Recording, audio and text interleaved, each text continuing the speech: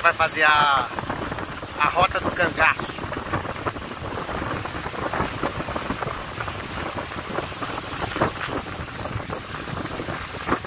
Vai dar uma olhada. Coiteira é aquela pessoa que acolhia e dava cobertura. Como a casa ela é do Taipa, sempre está tendo reformas, mas vai mantendo no mesmo lugar e no mesmo tamanho. E a trilha que vocês vão fazer, ela foi feita pelos policiais quando vieram atrás de Lampião. Só que naquela época era chamado de violência. Vamos lá? Vamos.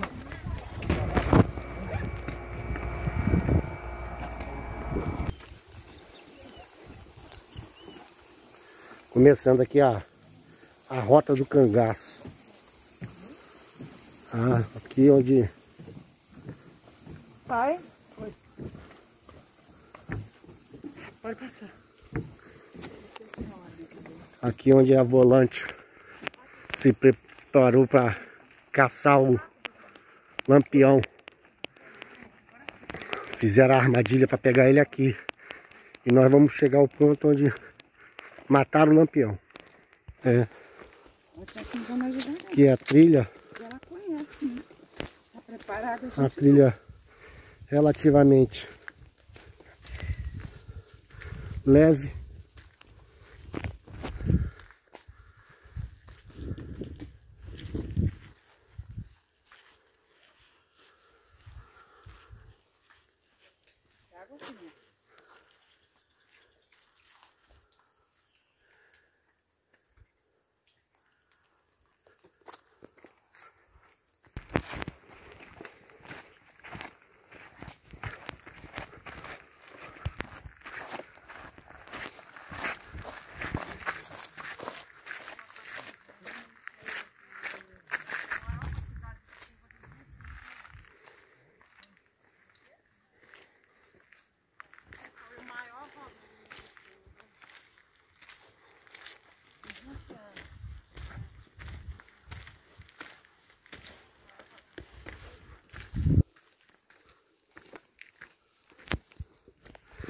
A trilha continua.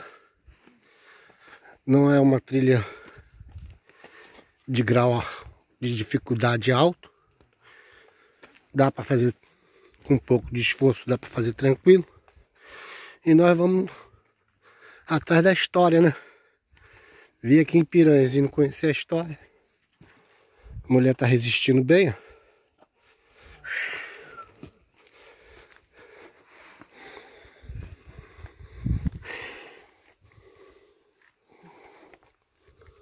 Fica em 90 metros de altitude ao nível do mar. É conhecido como Alto das Ervilhas ou Alto das Muralhas. Aqui é onde aconteceu a divisão dos policiais. Eles vieram com 48 componentes, 13 comandavam, um era o tenente de Bezerra, o segundo era o sargento Sérgio Rodrigues e o terceiro era o aspirante Francisco Ferreira de Mello. O tenente seguiu em frente, o sargento para a direita e o aspirante para a esquerda. Só que na hora de combater o bando de Lampião, dizem que o sargento Aniceto Rodrigues se perdeu no mato, outros dizem que ele teve medo, não quis combater.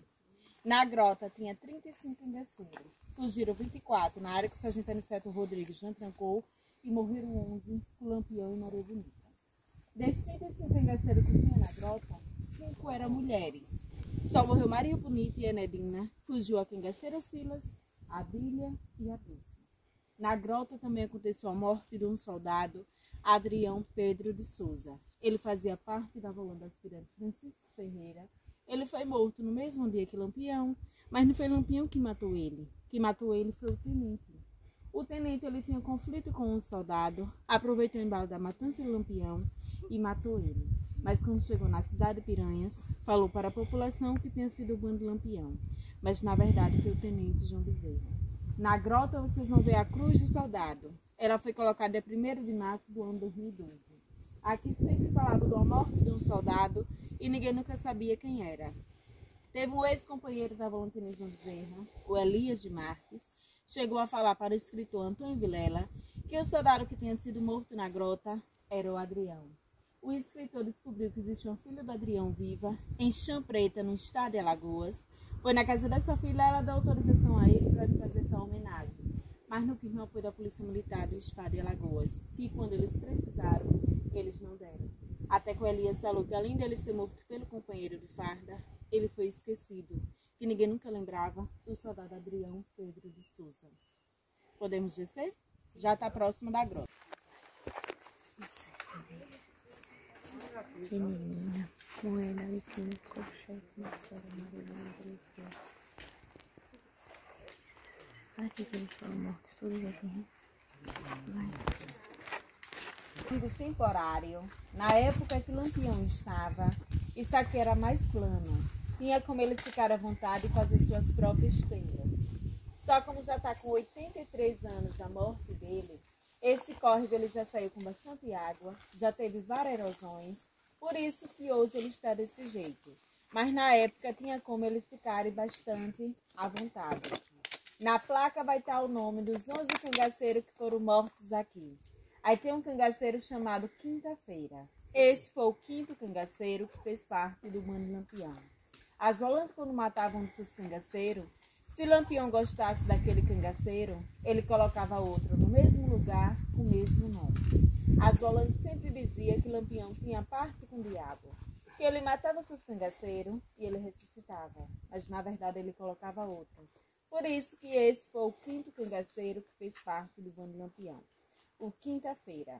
E essa placa ela foi colocada no ano de 1998 pela Prefeitura Municipal de Poço Redondo, na homenagem de 60 anos da morte de Lampião. Depois dessa homenagem, foi da onde que surgiu o turismo nessa região. Pessoal, Lampião ele nasceu em Passagem das Pedras, hoje é conhecido como Vila Bela, em Serra Talhada, Pernambuco, por volta de 1897.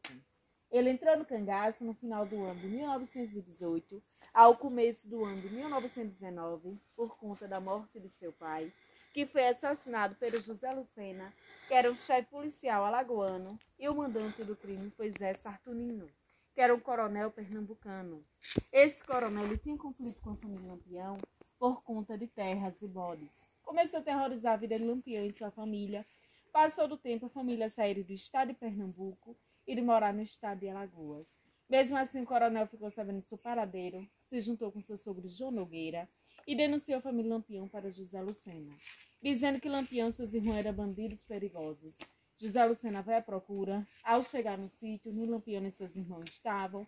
Covardamente, ele acaba matando José Ferreira, que era o pai de Lampião. Depois da morte de seu pai, ele jurou vingança até morrer.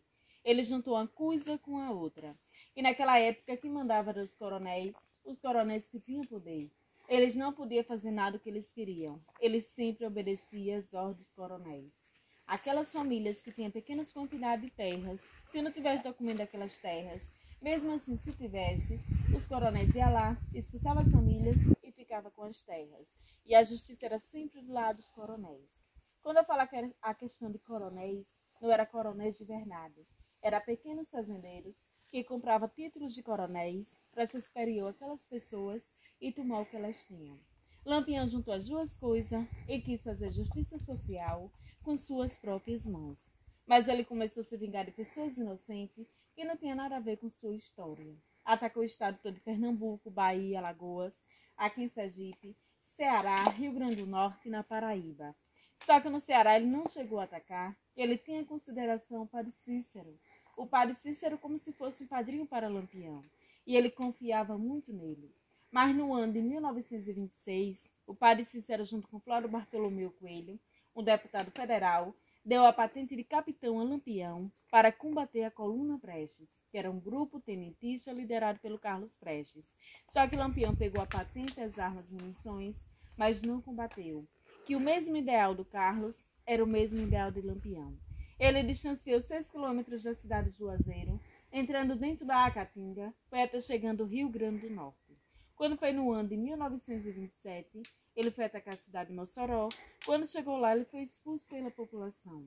A população já tinha se juntado com o prefeito Rodolfo e expulsou ele da cidade. E antes de sair da cidade, ele chegou a falar que cidade que tivesse de 2 ou 3 torres, ele não atacava, porque Mossoró foi bastante arriscado para eles.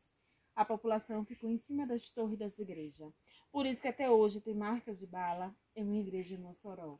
Lá foi na onde que morreu um dos seus cangaceiros, o Jararaca, que hoje, pela população, é considerado o cangaceiro que virou santo. O túmulo dele é o túmulo mais visitado que tem no mês de Finá, na cidade de Mossoró. Nem a do prefeito é tão visitada quanto do cangaceiro Jararaca. Esse cangaceiro Jararaca, ele foi baleado, foi preso, foi torturado na prisão, ainda foi enterrado vivo pela própria população. Lampião sai de Mossoró, passa para o estado da Paraíba passa para o estado da Bahia, começa a terrorizar a população baiana. Passou do tempo, a população que ele achava esse lugar inseguro, pegou sua metade do bando, foi para o estado de Alagoas, para a cidade de Pão de Açúcar. E Lampião acaba ficando aqui com a sua metade e a metade do Zé Sereno. Apenas ele pretendia ficar pouco tempo, que ele não ficava muito tempo no lugar só. Mas ele ficou na espera que Curisco chegasse do estado de Alagoas para os dois seguirem viagem. Mas no dia que ele estava esperando, Curisco ele não chegou. Ele resolveu esperar mais outro dia. Quando ele foi olhar seus mantimentos, dava bastante pouco, e mandou seu coiteiro Pedro de Cândido ir na cidade de Piranhas comprar. O seu coiteiro vai para a cidade, chega no meio da feira livre, começa a comprar os mantimentos e chama a atenção da população. Que ele era um coiteiro comerciante, só tinha condições de comprar de quilo. Nesse dia ele comprou de sacos e mais sacos. A população foi ficando com medo, que conhecia ele e sabia do tamanho da família, que era bastante pequena, mas não sabia o motivo de tanta alimentação. Pedro ele tinha um vizinho que se chama Joca Bernardes. Ele tinha intriga com ele. Viu o movimento dele, foi na delegacia de Piranhas, falou para o sargento Aniceto Rodrigues que ele apertasse Pedro, que ele sabia onde estava o Lampião. O sargento vai para o meio da feira, vê o movimento da população, diz à população que não se preocupasse, que ia atrás de Lampião em Canapi, Alagoas. Ele só falou isso porque sabia que ele estava na feira e ouvia falar para Lampião. Aconteceu no dia 27 de julho de 1938, um dia de quarta. Quando foi na quarta tarde, Pedro traz alimentação para Lampião e disse a Lampião que ele pudesse ficar à vontade, que as volantes ainda traziam em Canapi. Como ele já sentia bastante vontade aqui, ele já estava na espera de Curisco, começou a beber, a jogar, a dançar, a liberar os cangaceiros que estavam de sentinelas para fazer parte da farra e ficaram bastante à vontade. Enquanto isso, o sargento já tinha mandado um telegrama para o tenente João Bezerra, que estava em Pedras, que hoje a cidade é Elmiro Gouveia, dizendo que ele viesse que o boi já estava no pasto. O boi que ele falava era o Lampião, e o pasto era o coito que estava próximo. Naquela época ele se comunicava pelo código. Como o tenente já sabia que era Lampião, chamou o aspirante Francisco Ferreira, os dois saíram de Pedras, se encontraram com o sargento Aniceto Rodrigues no Riacho, que hoje fica na divisória d'água do Casal da cidade de Piranhas, desceram para a cidade de Piranhas, pegaram 3 embarcações pequenas e desceram a margem do Velho Chico. Só que eles não vinham diretamente para a fazenda Angicos. O coiteiro morava no povoado Entre Montes, tinha sua fazenda como descanso. As volantes desceram, pararam na fazenda Remanso, que é quase frente aqui em Angicos, e mandou seu policial Elias de Alencar e Bida no povoado pegar Pedro. Os dois vão, pega Pedro, leva para a fazenda Remanso. Daí eles começaram a apertar Pedro, perguntando onde ele estava. Ele não respondia, que ele tinha dado sua confiança a Lampião e ao mesmo tempo ele tinha medo. Mas as volantes começou torturando ele, arrancando suas unhas com punhal. Ele não aguentou mais a tortura e falou que Lampião estava na sua fazenda Angicos. As volantes seguem para cá. Ao chegar aqui, topa irmão mais novo de Pedro, que era do Valde Cândido, pegaram os dois, fizeram esse mesmo percurso que vocês. Vamos se dizer que vocês fizeram de meia hora. Eles levaram em torno de 4 a 5 horas na quarta-feira, 10 horas da noite. Naquela época não existia trilha, eles que fizeram, e também eles traziam 3 metralhadoras, 2 Royal e 1 Begna. Essas metralhadoras vinham da Primeira Guerra Mundial, que naquela época Getúlio Vargas queria o fim de Lampião. Quando eles chegaram no alto das perdidas e se dividiram, como o tenente seguiu em frente, ele trancou essa área.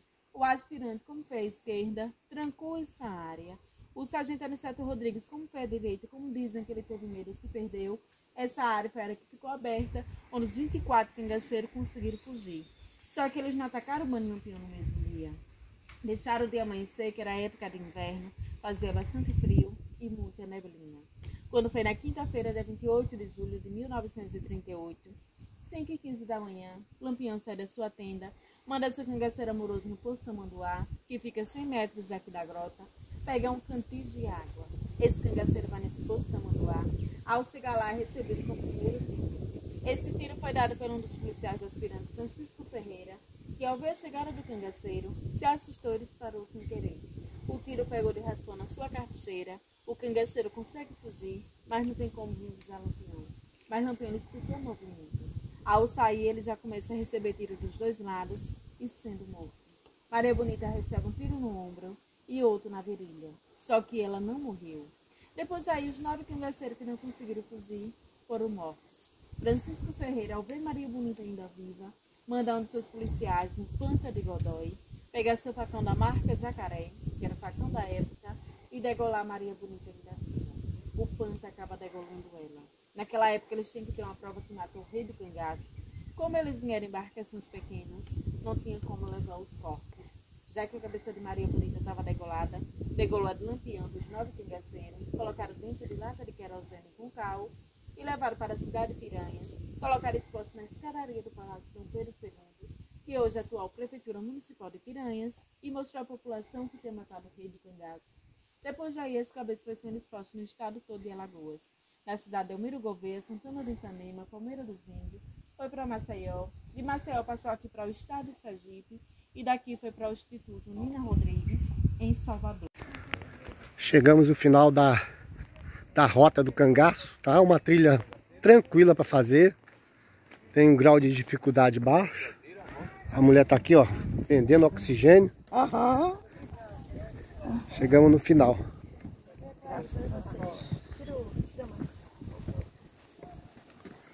Aqui mesmo. Tá pegando o nome? Uma casa de apoio aos cangaceiros.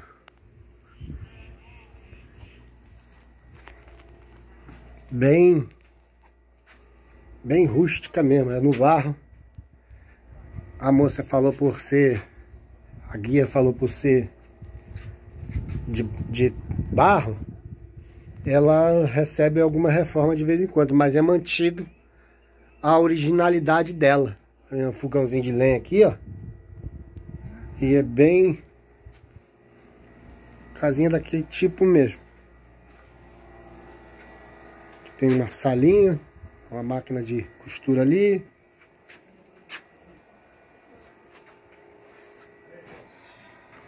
É bem interessante visitar esses lugares, que você vê que a história tá aqui, né? Ó, um rádio ali. Tá aqui, ó, as fotos de Lampião, do bando dele, ó, o bando dele aí, ó. Maria Bonita.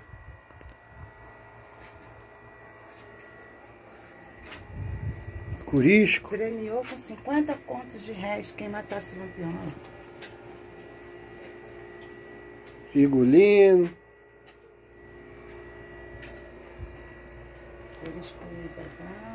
Muito legal saber da história.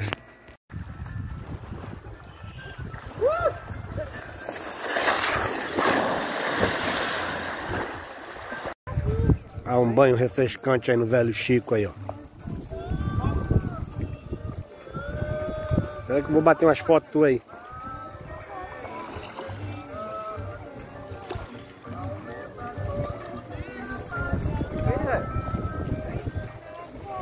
Tá gostosa a água.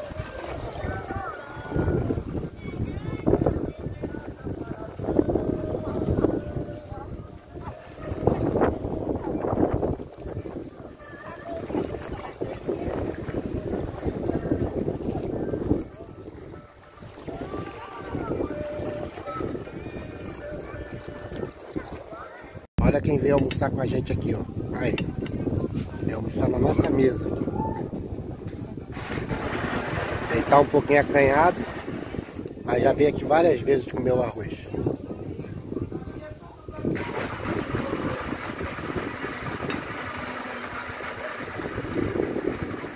Ele quer o peixe. Ele quer no prato.